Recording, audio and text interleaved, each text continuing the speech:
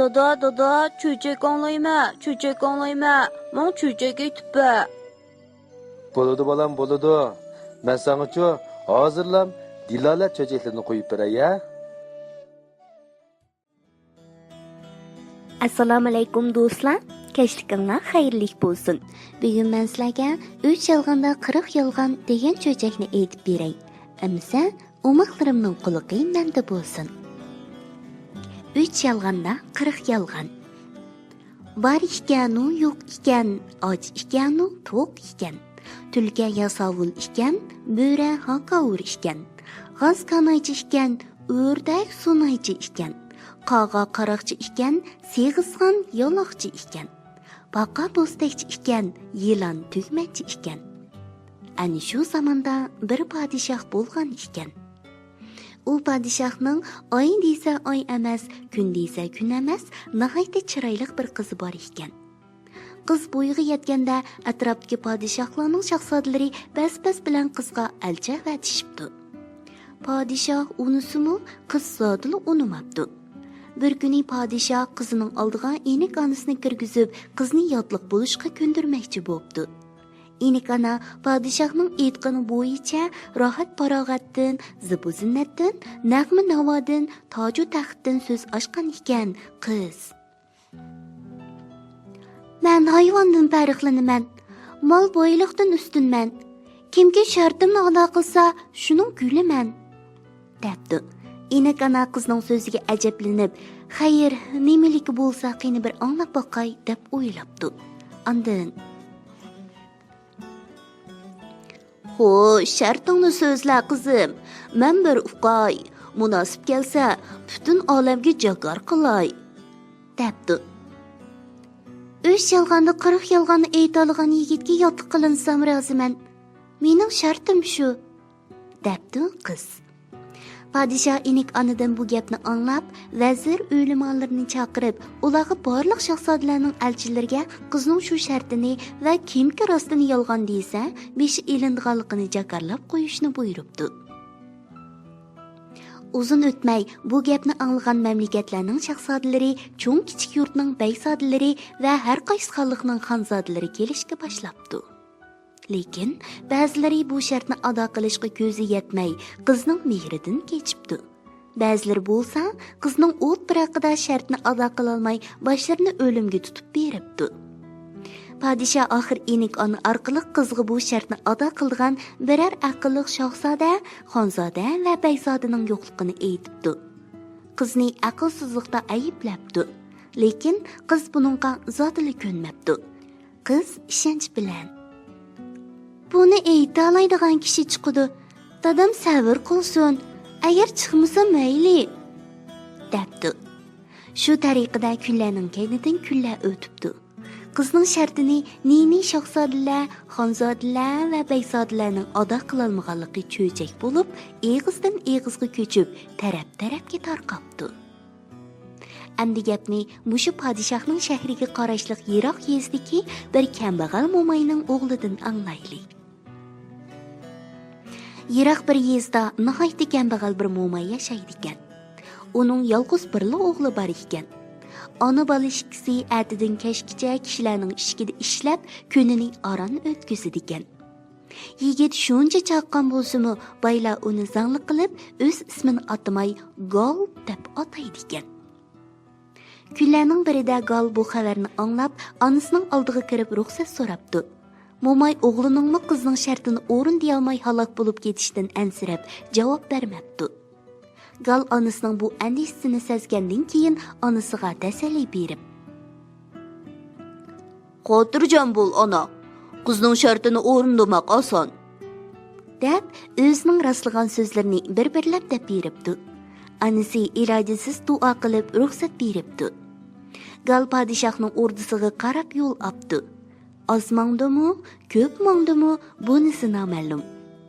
Bir kuni Gal podshoh ordisining oldiga keldi. Yasovullar bu yigitni ko'rib, oldini to'sibdi. "Sen gadoy bu yerda nima qilib yurasan?" deb qo'g'labdi.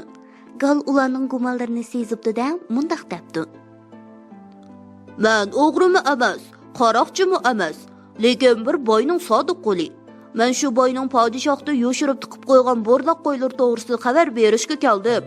Lekin qo'ylarning sonini shohning o'ziga aytaman.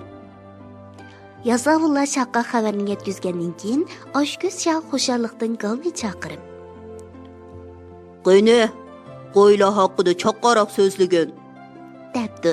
Gal hech bir g'uduqmasdan tetiklik bilan, "Men avval sizlarga rostlagan so'zlarimni aytay. Qizlarim kelib anglasin. Sizlar buning bilan qo'ylarning nadilgini bilala. Sizlar bilmisizlar, qizlari tushunadi." debdi. Podshoh qizni chaqirishga majbur bo'ldi. "Ulug' shohim, mening etim Gal, o'zim bir kambag'al. Dadamdan yolg'iz qolgan yetimman. Lekin men nihoyat uzun umr surib, o'la oxir akufka bo'lib uchimiz qoldik. Men buningga hayronman. Lekin ajablanmayman.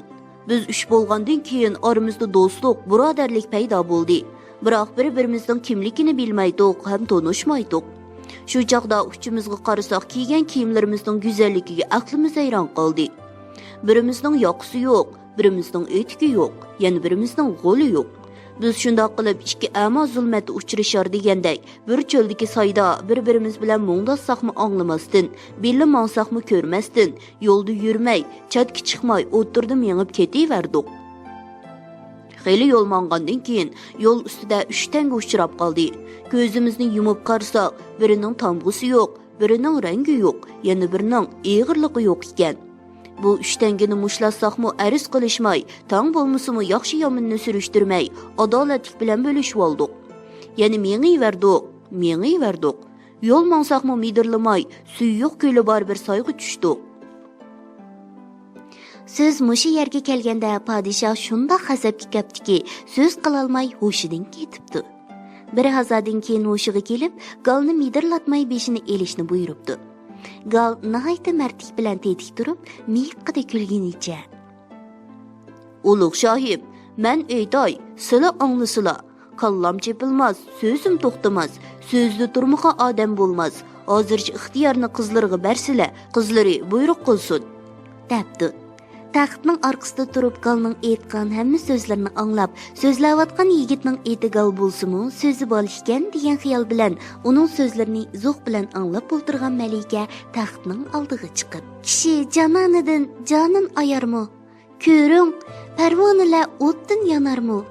Haqiqat aziz jondan ustun degan qilish oldida taslim bo'larmi? Aqlli kishilar boshqalarning so'zini oxirgacha sabr toqat bilan anglay oladi. Qani, anglab boqayli," deb yigitga ishorat qildi. Podshoh nima deyishni bilolmay qopdi. Podshohning atrofida o'tirgan o'rda o'limonlari, vazirlari qulluq qilishib, malikaga ta'zim qilib o'tirishibdi. Gal yana so'zlabdi. "Suyi yo'q ko'li bor bir soyga tushdik. Suyi yo'q ko'li 3 beliq o'ynoqlab o'zib yuribdi. Bu beliqlarning ikkisi o'lik, birining joni yo'q ekan. Biz eliqi beliqlarni elib, etiki yo'qning etikiga selib, soydan chiqib yo'lga tushdik. Yo'lda mangmay, yo'ldan chiqmay ketaverdik. Qarasak oldimizda 3 uy ko'rindi. Biz shu uylarga keldik. 2 uyning temi yo'q, birining o'rni yo'q. Biz o'rni yo'q uyga kirsak 3 qozon turibdi. Qozonlarning ikkisi to'shik, birining tuvi yo'q. Etiki yo'q akam etikidagi joni yo'q beliqni elib, tuvi yo'q qozonga soldi. Biz uni pishirmoqchi bo'lishdik. Qarasak o'tin yo'q. Shuning uchun o't yoqmay, o'tini ayamay qolaversak, qozon qaynamay go'shi pishib, so'ngiki meliq bo'lib ketibdi. Yeb baqsaq, issiqmi o'tmabdi. Nima bo'lsa bo'lsin deb uchimiz rosa yedik. Yegandimi bir-birimizni taklif qilishmasdan yeverdik. Biroq yegan go'sht qo'rsqimizning bir burjikiga kelmabdi. O'ylasak qo'rsqimiz rosa to'yib ketibdi. Ketmoqchi bo'ldik. Uydan chiqayli dedik, eshikdan patmadik. Amalning yo'qligidan, ilojning to'liligidan tam to'shkidan chiqib ketdik.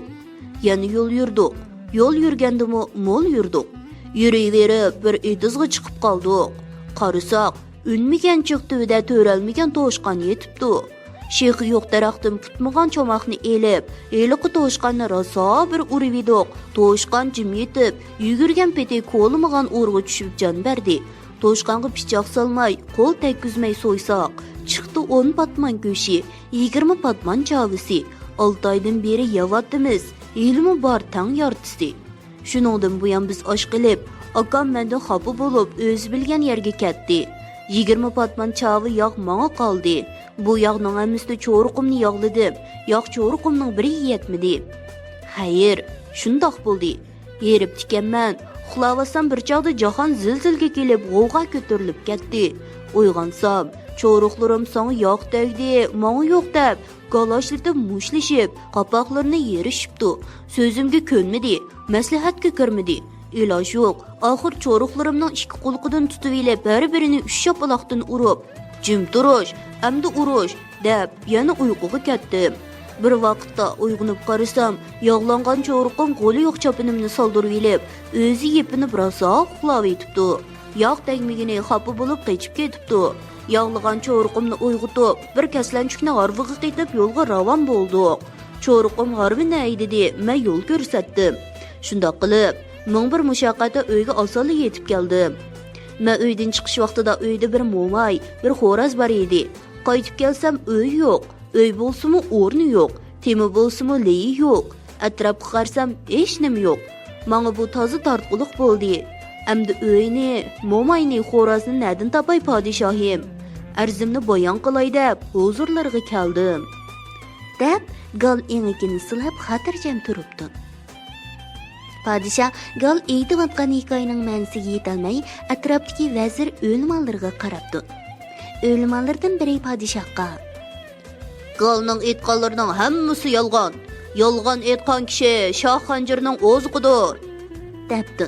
Qiz bu so'zga qoyib: "Hurmatli ota, galga ruxsat qilsangiz, hikoyasining oxirini yana esa" debdi. Podshoh javob bergicha gal: "Taqsir" deb so'zini boshlabdi. O'moqlarim, bugungi cho'chkimizni mush yergacha aytib beray. Atkashda mush vaqtda cho'chakning davomini, teg'imi qiziq yerlarini aytib beraman jumu. Amsa ata Dilola ungidor salonda ko'rishaylik. Tatli tushlar sizlarga hamroh bo'lsin. Xayr xo'sh.